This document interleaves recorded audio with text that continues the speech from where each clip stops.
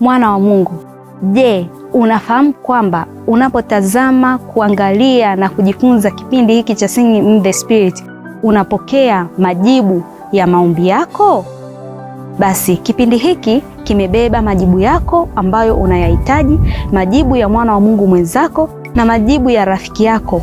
Hebu mshirikishe hizi habari njema na endelea kutazama hizi shuhuda ambazo ninashare na wewe katika siku ya leo, ili na wewe ukathibitike katika majibu ya mahitaji yako. Kristo Yesu anajibu mahali hapa. Hakika Singing in the Spirit, God is at work.